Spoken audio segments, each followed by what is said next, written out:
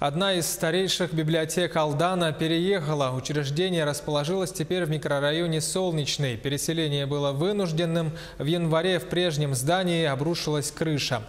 Как устроились библиотекари и читатели в новом месте? Сюжет Татьяны Вахниной.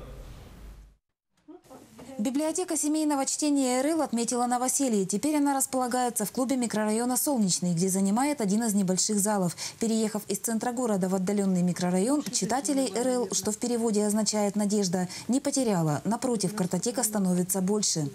Она навела мосты на творческую деятельность по своей именно библиотечной деятельности с детским садиком «Дельфин», со средней общеобразовательной школой номер 9, как ее здесь полюбовно называют, «девяточка».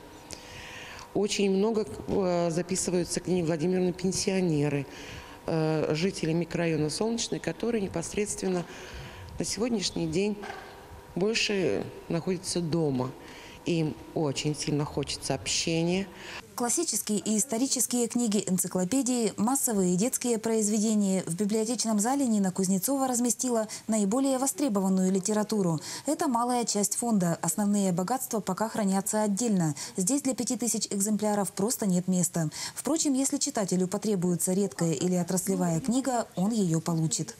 Значит, мы будем подвозить сюда литературу, необходимую для читателей, распаковывать там, где они у нас лежат, и привозить сюда по мере необходимости, конечно.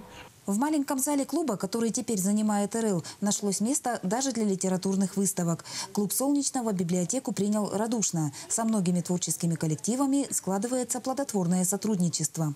Они наметили ряд познавательных игр для дошколят и школьников младшего возраста. Также мы сейчас совместно с ней делаем вечер отдыха «Детство, опаленное войной». Переселение библиотеки в клуб Солнечного является временной мерой. Ожидается, что в ближайшие месяцы вопрос с созданием решится, и РЛ переедет в город. Татьяна Вахнина, Сергей Шипачев, Алдан.